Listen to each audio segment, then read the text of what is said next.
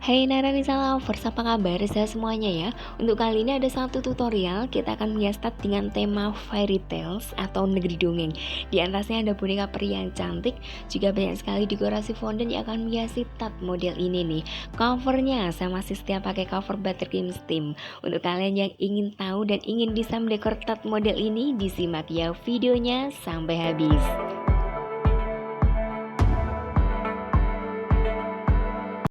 Untuk step yang pertama, seperti biasa pengolesan base cake dulu ya. Kali ini saya pakai brownies ukuran 18 cm, isinya 3 layer biar lumayan tinggi nih. Untuk pengolesannya jangan lupa selalu bersanding dengan kompor, jangan jauh-jauh dari kompor ya. Soalnya kita membutuhkan efek hangat dari pisau olesnya. Kalau tidak ingin pakai kompor bisa menggunakan air panas ya. Untuk teknik-teknik pengolesan bisa kalian lihat ya di video saya sebelumnya, sudah saya bikinkan tutorialnya secara khusus cara memoles buttercream biar tampak mulus, halus, rapi dengan cara yang mudah tentunya ya. Untuk kali ini kita pakai teknik buttercream steam dalam cover cake-nya ya. Jadi memang membutuhkan lapisan yang lumayan halus juga, lumayan tebal ya di cake ini nih, biar nanti meluncurnya buttercream steamnya bisa lancar seperti itu ya. Sekarang kita masuk langkah pemanasan buttercream. Kali ini pakai warna pink ya, sesuai yang order, ingin warna pink yang cerah-cerah nih. Oke. Untuk memanaskan buttercream tekniknya seperti apa bisa kalian lihat juga di video saya sebelumnya yang judulnya buttercream steam, nanti dicari ya videonya. Kalau udah didapatkan kekentalan yang pas atau cara mencairkannya udah dirasa cukup nih, dimasukkan di dalam plastik seperti ini dan kita mulai menyiramkannya dari sisi tengah dulu, kemudian melebar ke samping seperti ini nih. Oke, ingat untuk proses buttercream steam ini meluncurnya secara alami tanpa bantuan alat apapun ya. Kalau memang dirasa masih ada yang bolong-bolong di bagian bawah, bisa disemprotkan dengan sisa buttercream yang masih ada di plastik. Jangan dioles dengan pisau oles ya, nanti akan tergores dan tidak akan mulus lagi nih jadinya. Untuk bagian bawah coba dirapikan dengan menggunakan spatula yang ujungnya udah dipanasi dengan api. Menyentuh bagian bawah saja ya, jangan sampai menggores bagian atas. Pengcover udah selesai, kita sisihkan dulu base cake-nya. Sekarang membuat jamur ya. Kita bikin batangnya dulu dari karton yang dibentuk persegi panjang, terus ujungnya disatukan sampai membentuk tabung seperti ini nih. Disolasi biar merekat kuat ya dan tidak gampang terlepas. Untuk warna batangnya saya menggunakan fondant warna coklat seperti ini, digilas tipis dan biar ada motif-motif ini nih, ulir-ulir kayunya, menggunakan emboss atau press seperti ini ya.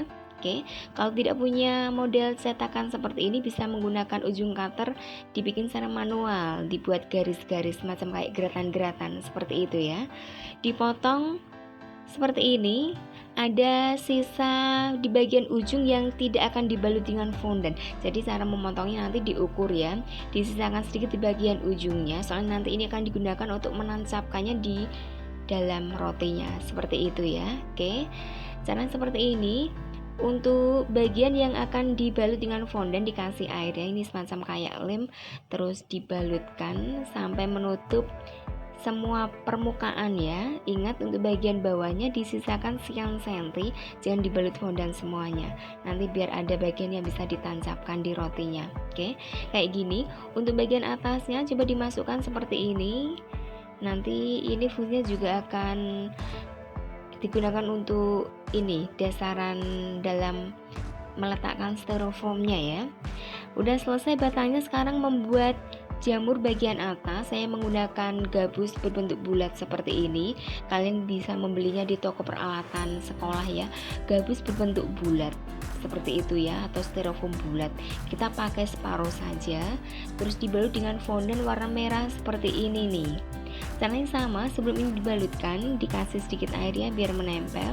Terus untuk memotong sisi tepinya kayak gini nih, disisakan sekian senti agar bisa dimasukkan ke dalam ini nih bagian belakang kayak gini ya, biar nanti bagian putih-putihnya tidak terlihat dari luar kayak gini nih. Oke, dicoba dirapikan agar lebih rapi ya perpotongan fondantnya, biar masuk semua di bagian bawah gabus. Oke, kayak gini nih. Kalau udah selesai membalut styrofoam bulatnya, sekarang kita membuat hiasan jamur nih. Biasanya jamur itu identik dengan warna polkadot putih-putih ya, besar sama kecil. Kali ini kita menggunakan squid saja ya, yang ujungnya bulat. Nanti kita akan pakai di kedua sisinya. Ada yang sisi yang kecil dan juga pangkalnya sisi yang besar. Ini digunakan untuk mengecap membentuk polkadotnya. Nah, ditempelkan seperti ini dengan menggunakan sedikit air ya untuk menempelkannya. Diatur jaraknya biar nanti kesannya tidak berhimpitan, biar lebih rapi ya kalau dilihat dari luar. Untuk menempelkannya perlu bantuan tusuk sate seperti ini, tembus di dasar styrofoam ya. Terus untuk tusuk satenya nanti juga masuk di lubang ini nih, batang jamurnya nanti akan tembus sampai di dasar cake kayak gini nih, untuk mengantisipasi agar nanti jamurnya tidak roboh ya. Dan ini ada hiasan peri. Kalau kalian setia di channel ini pasti udah tahu dan udah lihat ya, saya pernah bikin tutorialnya secara mendetail ya, cara bikin boneka peri ala-ala Korea. Bisa lihat ya, rekomendasi channel di pojok kanan atas, nanti bisa dibuka ya. Next, kan kita membuat hiasan rumput-rumput dari fondan warna hijau seperti ini, digilas lumayan tipis ya. Dengan menggunakan cetakan fondan yang berbentuk bunga seperti ini, kita pakai setengah cetakan saja nih. Oke, kayak gini. Terus ditempelkan di bagian bawah batang jamurnya. Kalau udah selesai, sekarang kita membuat cetakan huruf nama dari yang ulta seperti ini ya, pakai fondan warna putih. Cara mencetaknya sama ya, kita gilas secara tipis, dan biar gampang terlepas dari cetakannya bisa dikasih taburan maizena di sebelah atasnya ya. Jadi kalau pas menggilasnya nanti kondisi fondannya kan agak kering, jadi bisa gampang nanti mencetak hurufnya dan bisa lebih mudah dilepas dari cetakannya. Untuk dasar tatakan peletakan hurufnya saya menggunakan fondan warna merah seperti ini, dan untuk efek jahitannya bisa menggunakan roll yang bergerigi ya. Terus untuk menempelkan huruf-hurufnya bisa menggunakan bantuan sedikit air juga, kayak lem nih, nggak pakai lem apa-apa ya, cuma pakai air minum biasa. Terus ditempelin ya hurufnya seperti ini nih, nama panggilan saja biar nanti tidak terlalu banyak makan tempat ya. Oke, nama panggilannya seperti ini. Terus lebih dirapikan lagi dengan memberi efek jahitan di kanan kiri juga atas bawahnya seperti ini ya. Ditempelkan di samping boneka perinya. Sekarang kita membuat hiasan kecil-kecil. Ini namanya kepik ya. Kalau daerah kalian namanya apa sih hewan seperti ini? Kalau saya biasa menyebutnya kepik, yang warnanya merah seperti ini, kepalanya hitam, terus bagian badannya ada bintik-bintik hitamnya juga. Mungkin beda daerah beda penyebutan namanya ya. Oke, kepiknya kecil aja, satu seperti ini, dan untuk matanya pakai fondan warna putih dan dikasih titik. Bisa pakai fondan juga untuk pemberian titik hitamnya, tapi saya pakai edible pen ya. Nanti hasilnya sama saja kok. Kita menyesuaikan atau memanfaatkan alat yang kita punya. Oke. Untuk posisi mulutnya dibikin menganga seperti ini ya, biar tampak imut nih. Untuk titik-titik hitam di bagian badannya pakai edible pen bisa, atau pakai fondan yang dibentuk kecil-kecil terus ditempelin ya. Bunganya saya pakai warna kuning sama putih seperti ini, nanti disebar di sepanjang cake bagian atas ya, di samping jamur, di samping boneka perinya juga. Oke, nah sekarang kita buat pintu yang akan ditempelin di samping bagian depan dari fondan warna coklat seperti ini. Terus dibikin ini nih, model pintu ya, kayak gini nih, yang melengkung bagian atas ya.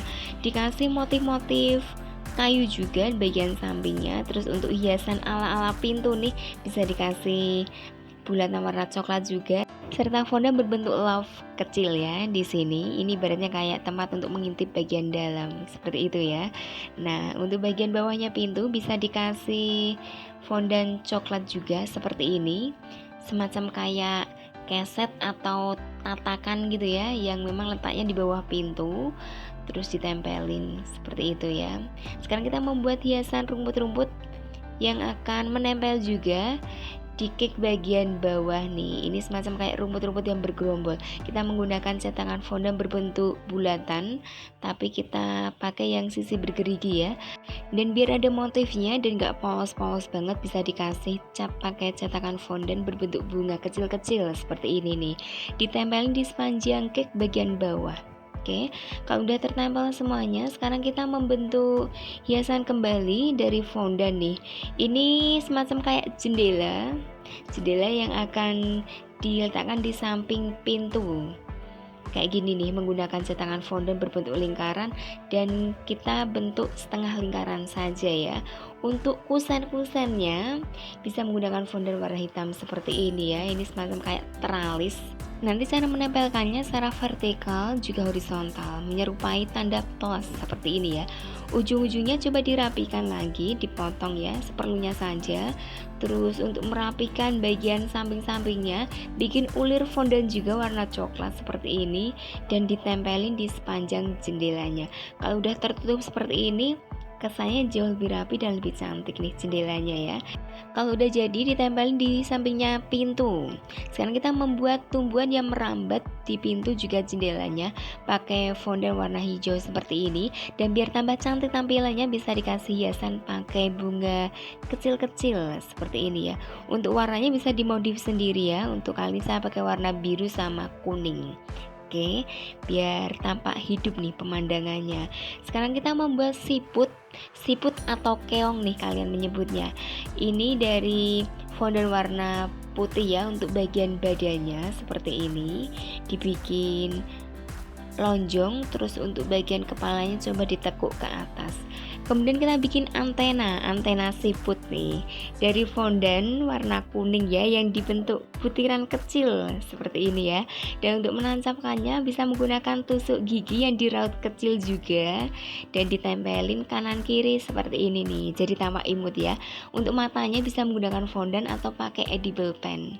Oke, lalu untuk rumah siputnya yang menempel di bagian punggungnya menggunakan fondant warna merah seperti ini, dibikin ulir panjang kemudian dibentuk kayak spiral seperti ini ya. Terus cara menempelkannya pakai tusuk gigi juga. Ini fungsinya agar nanti rumah siputnya sama badannya tidak gampang terlepas. Oke, ditempelin pakai air ya di bagian bawahnya seperti ini. Terus ditancepin.